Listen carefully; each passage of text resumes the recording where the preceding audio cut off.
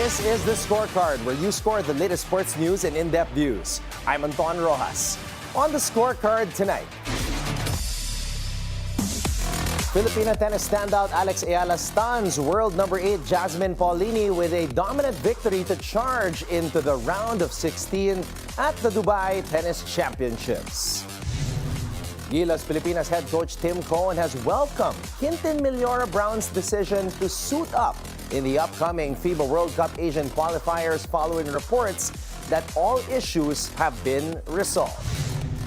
A-Division World Champion Manny Pacquiao has confirmed he'll return to the ring April 18 in Las Vegas, taking on former junior welterweight title holder Ruslan Provodnikov at the Thomas Mack Center in Las Vegas.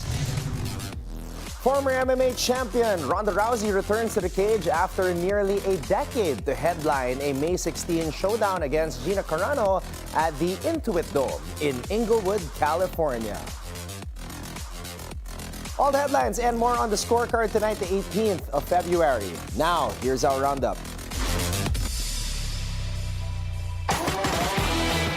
Alex Eala wasted no time proving she's a force to be reckoned with in Dubai, moving into the round of 16 with a commanding win. From start to finish, the young Filipina star dominated the court, sending a message that she's ready for the global stage. Here's Sheila Salaysay with the story. Alex Eala delivered a masterclass performance as the young Filipina sensation overpowered world number 8 Jasmine Paolini 6-1, 7-5 to storm into the round of 16 of the Dubai Tennis Championships, fueled by the deafening cheers of Filipino fans at center court. Eala showed unshakable poise and relentless heart, surviving a dramatic second-set tiebreak to topple the reigning 2024 WTA 1000 champion.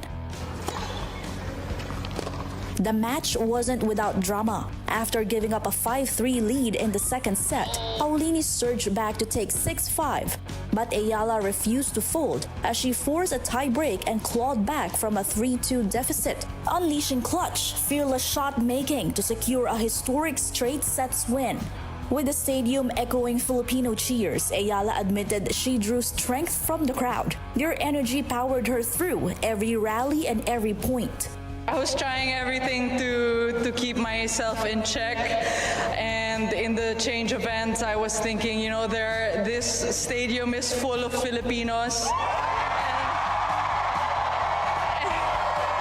Tapos sabi ko, ilan kaya sa inyo yung nagdadasal para sa akin?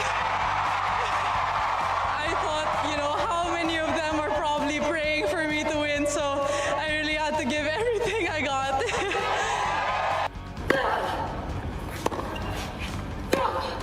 Despite dropping to world number 47, Eala opened the match in blazing form, ripping through 5 consecutive games to dominate the first set 6-1. Fresh off a solid performance at the Abu Dhabi Open, Eala now turns her focus to Sorana Kirsty in the next round, aiming to continue her strong run and secure another win for Philippine tennis. Reporting for the Scorecard, Sheila Salaysay, Bilyonaryo News Channel. Gilas Pilipinas head coach Tim Cohen has welcomed the decision of Quentin Millora-Brown to suit up for the upcoming window of the FIBA World Cup Asian Qualifiers. In a text message to Fast Break, Cohen says Millora-Brown, just like Kai Sotto, remains very much part of Gilas' plans moving forward, adding that the door will always be open whenever they are available.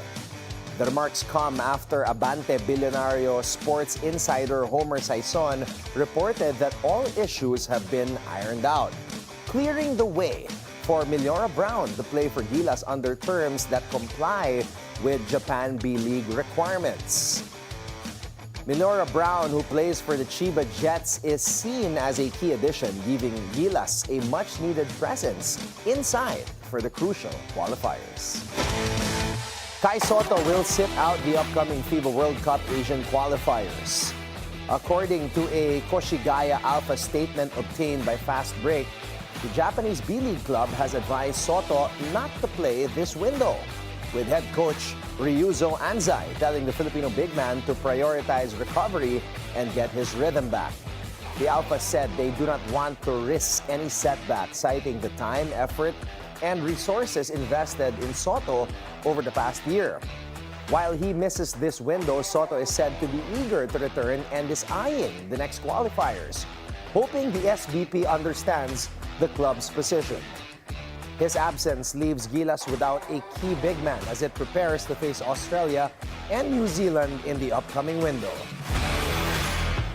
8th Division World Champion Manny Pacquiao has confirmed he'll return to the ring April 18th in Las Vegas, facing former junior welterweight title holder Ruslan Provodnikov at the Thomas Mack Center. The 47-year-old Pacquiao is making his second start since ending a 4-year retirement.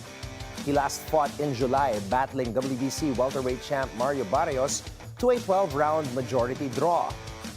Pacquiao says he carries the Philippines with him every time he fights and is ready to deliver a great show in Vegas. The future Hall of Famer retired in 2021, returned last year, and owns a career record of 62 wins, 8 losses, and 3 draws. Defending champion National University stays perfect. Rookie Sam Cantada led the way as the Lady Bulldogs swept Adamson 25-23, 25-19, 28-26 for a 2-0 start in UAAP Season 88 at the UST Quadricentennial Pavilion. Facing her former school for the first time, Cantada kept it strictly business, pouring in 16 points and coming up clutch in a tense third set to seal the sweep. Ara Panique provided strong support up front while NU showed composure late to close out the match in straight sets. Adamson falls to 1-1 despite a strong push, but it's NU that moves ahead early in the 8-team race. Meanwhile, FU bounced back from an opening loss by sweeping UE in straight sets to level its record at 1-1 and build momentum ahead of a key clash with defending champion NU in UAAP Season 88 Women's Volleyball. National University's three-peat bid in UAAP Season 88 Women's Volleyball is off to a strong start, but not without controversy surrounding its newest rising star. The defending champion Lady Bulldogs opened their campaign with a hard-earned 4-set victory over University of Santo Tomas Sunday at the Mall of Asia Arena. Rookie Sam Cantada delivered a breakout collegiate debut, scoring 7 of NU's last 10 points to finish with 21 markers. Head coach Regine Diego quickly defended the 18-year-old's performance amid online chatter. Women in sports are bashed 5 times more than men. I know it's unfair, but we cannot control it. So what we can do is to make ourselves better. We try to improve and we try to be each other's support. But hopefully, everyone maybe be gentle on these players. I mean, maybe I can handle it more than them. These are athletes. With Cantada emerging as an early season difference maker, NU's title defense looks promising, even as the rookie faces pressure not just on the court, but also from the noise surrounding her journey. The Lady Bulldogs return to action Saturday against Far Eastern University at the Mall of Asia Arena. Rain or shine is shutting down the noise. Elasto Painters head coach Yeng Yao says there are no talks involving big man Vic Manuel, despite rumors circulating amid frontline injuries. Yao made it clear he has no knowledge of any move to pursue the veteran Manuel and stressed that the team is not looking to add another big at this stage before the Commissioner's Cup. With an import already in place and big men like Luis Villegas, Bo Belga, and Kaylan Tiongson already in the rotation, Yao said the timing is simply not right to seriously consider another frontliner. Sa ngayon kasi, lalo na pag may import, no, yung mga big men namin, andyan na si Luis, andyan na si Bo, andyan na si Kaylan. Baka hindi pa ito yung oras, no, or panahon, no, to make a serious consideration for another big man. For now, rain or shine is sticking with its current group, and any Vic Manuel talk remains outside speculation, not a move coming from the team. Los Angeles Lakers center DeAndre Ayton was briefly detained Tuesday at Linden Pindling International Airport after authorities flagged a small amount of marijuana during a security check. Ayton's camp maintains he was not arrested, only held temporarily while investigators reviewed the situation, and was released quickly after it was determined the substance was not in his bag and belonged to someone else. The Royal Bahamas Police Force and the Los Angeles Lakers have yet to issue formal complaints or statements. Marijuana remains illegal in the Bahamas despite limited moves toward medical and religious use. Ayton, a Bahamian native and former #1 pick, joined the Lakers last summer and has missed his second straight game with the team. Former UFC champion Ronda Rousey is stepping back into the cage for the first time in nearly a decade. Most Valuable Promotions and Netflix announced Rousey will headline a May 16 mixed martial arts event against MMA pioneer Gina Carano at the Intuit Dome in Inglewood, California. The fight marks the first live MMA event ever streamed by Netflix and the inaugural MMA card for MVP. Rousey, 12-2 with 9 submissions, called it the biggest super fight in women's combat sports history. Carano, 7-1, says she's honored to be Rousey's comeback opponent and expects a battle. The event will take place inside a hexagon cage, streaming live to Netflix subscribers at no additional cost. Ryan Garcia is on weight and on schedule. The former champion hit 149.4 pounds at the WBC's 7-day checkpoint, keeping his February 21 welterweight title fight with Mario Barrios firmly intact. The reading was logged from Garcia's Las Vegas hotel room under the WBC's formal monitoring process, and he came in safely under the 151-pound limit required ahead of the 147-pound title mark. Garcia's advisor, Guadalupe Valencia, telling Ring magazine that Garcia is in full compliance with all WBC rules and deadlines, pushing back any rumors to the contrary. The scrutiny followed a $5,000 fine earlier in camp for late medical paperwork, but the fight date was never in danger. This was the key checkpoint. A clean number means no late scramble, no brutal cut looming over fight week. Now, focus shifts back to conditioning and pace.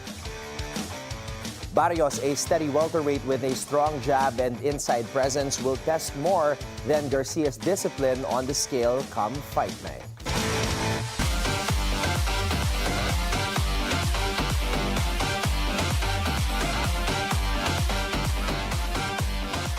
At the Milano Cortina 2026 Winter Olympics, 17-year-old Ami Nakai says she didn't come for medals, but she's skating like a contender.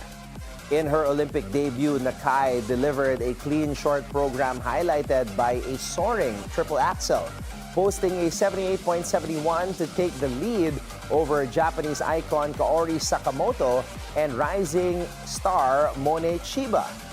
Japan sits first, second, and fourth heading into Thursday's free skate, with American Alyssa Liu in third. Nakai says she had nothing to lose, and that mindset showed.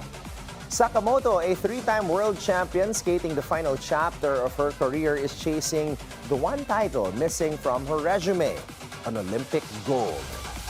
After a standing ovation for her short program, she said her focus now is simple: stay locked in for the free skate. When we return, 8th Division World Champion Manny Pacquiao is stepping back into the ring April 18th in Las Vegas, squaring off against former junior welterweight title holder Ruslan Provodnikov at the Thomas Mack Center. What will this comeback fight mean for Pacquiao's legacy? And what does it say about his future in the sport? Veteran sports analyst attorney Ed Tolentino joins us later right here on The Scorecard.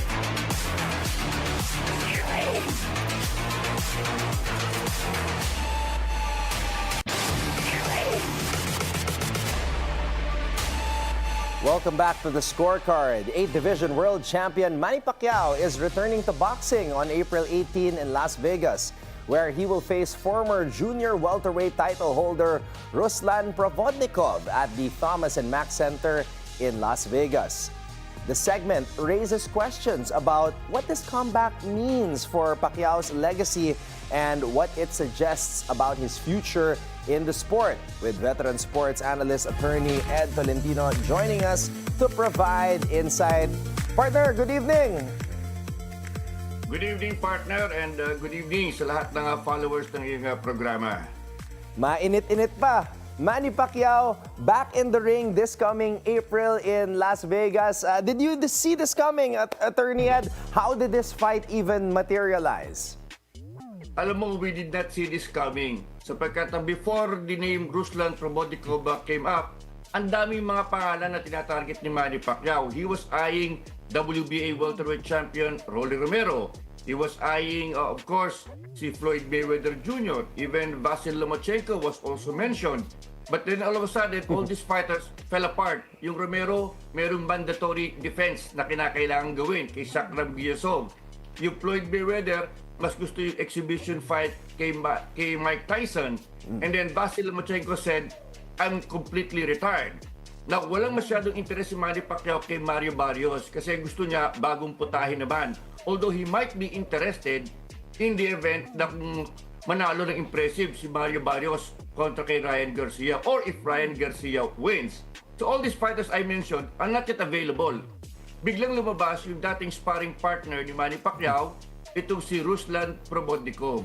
When this fight was announced, Anton, natuwa ako kasi alam natin yung reputation ng Provodnikov. Slugger to eh. No nonsense ito eh. They call him the Siberian Rocky because parang Rocky Balboa.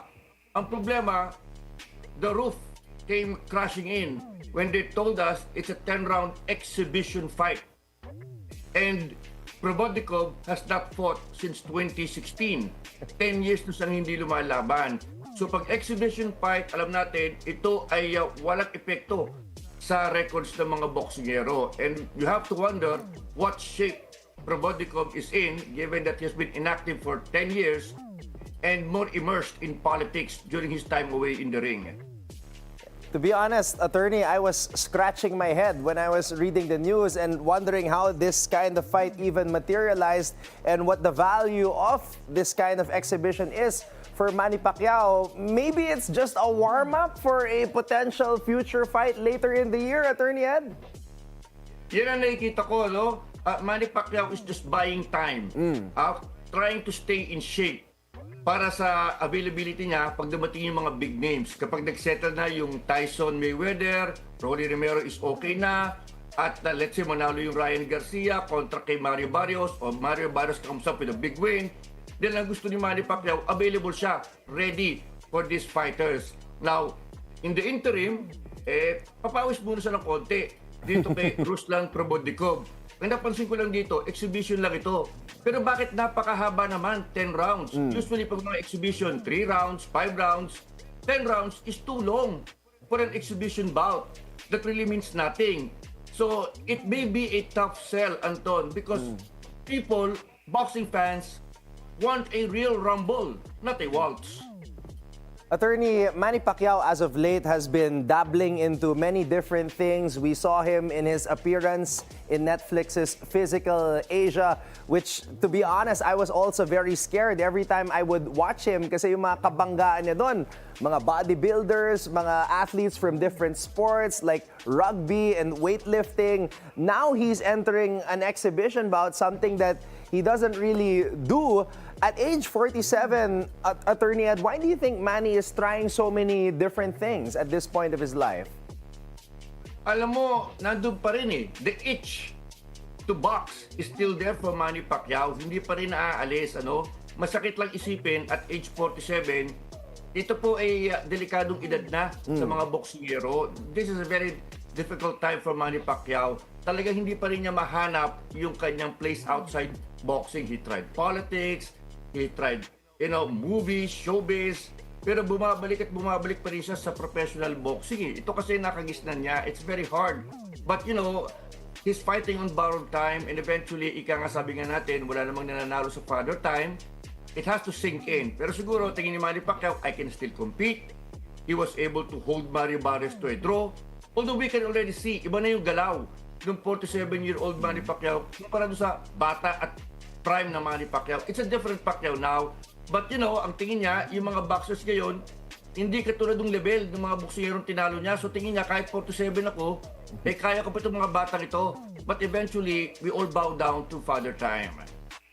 Attorney, this might be a tough question, but you've been around boxing for so many decades now, and with everything that has changed in the landscape of the sport, I mean, recently Tyson Fury said he was coming back with the intention of making boxing great again. It seems like even though you're retired, you don't stay retired. How do you see the boxing journey of Manny Pacquiao ending? Do you have any visions of how or when Manny will finally say, okay na ako, I can ride off into the sunset and I've done my part here with the sport? Alam mo, I thought yung panalo niya kay Keith Thurman noon for the welterweight championship, I thought that was a fitting swan song na eh. Okay na ending na yun para kay Manny Pacquiao. Pero ako tingin ko pwede pa makasulot eh ng isang titulo. Dahil nakikita natin yung mga boxing champions ngayon, in a way, hindi ganun kagaling eh. Yung Rolly Romero, maraming deficiencies sa depensa. And like I said, he went 12 rounds with Mario Barrios. Baka makasingit pa rin si Manny Pacquiao. But I pray that if it does happen, if it does become one of the oldest boxers to win a world title, tama na. Yun na. Kasi ang nakakatakot dito, every fight could be his last fight. At delikado yan. Mga bata yan eh. Kahit pa sabihin mo hindi kasing galing ng mga nakalaban mo nung una, pwede makasingit yan. Pwede makakapitalize sila sa mga lapses mo because you're not the same fighter anymore. Ano? So I hope and pray, yes, I hope he wins another world title because yun ang pray ko makakasatisfy sa kanya. Yun ang talagang feeling niya, okay, nagawa ko ito, imposible, then that's enough. Because you will be courting disaster if you continue to push leather at this stage in your career. The legacy is intact. There is nothing more to add to the legacy. So for me, Manny Pacquiao, get rid of that itch and settle in your place in the pantheon of boxing greats. Well, there's no better way to end it than with that. Attorney, thank you so much for joining us again on the Scorecard. Anytime, Anton. Mabuhay ka. Up next, Alex Eala's dream run in Dubai continues, but a red-hot Sorana Thirsty stands in her way. Can the Filipina phenom advance? All of that when we return right here on the Scorecard.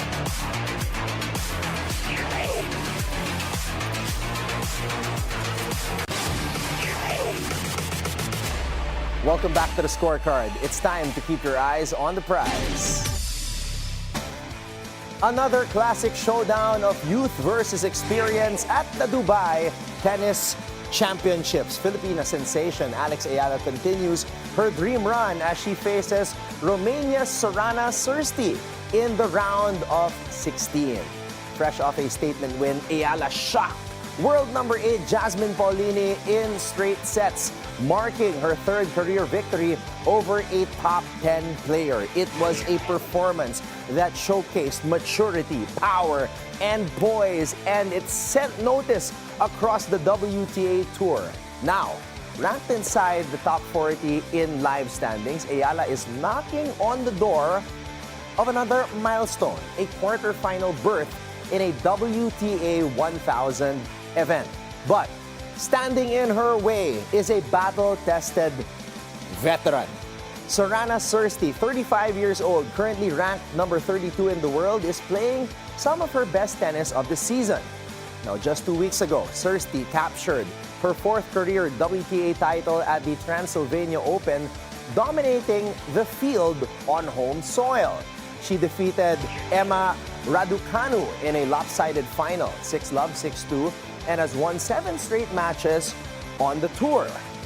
Thirsty reached a career-high ranking of world number 21 and owns 4 WTA singles titles. She is known for her flat, penetrating ground strokes, strong serve, and toughness in long rallies. Now, this will not be their first meeting.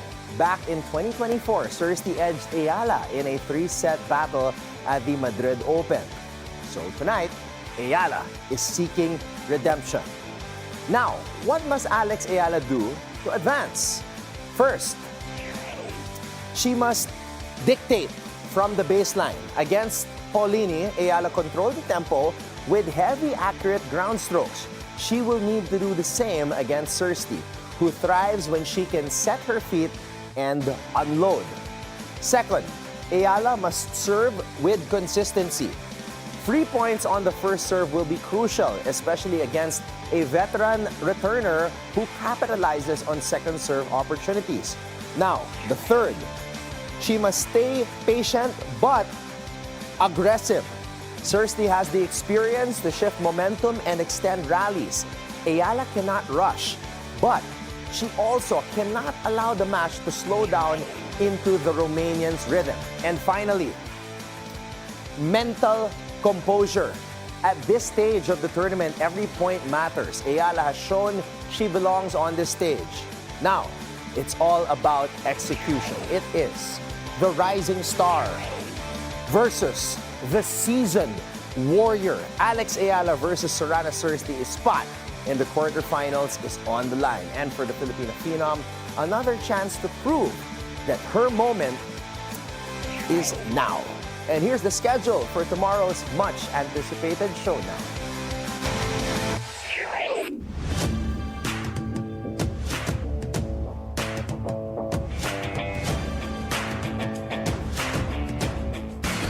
And with that, thank you for joining us tonight. We'll see you again tomorrow on The Scorecard, where sports is our business and business is our sport on the Bilyonaryo News Channel.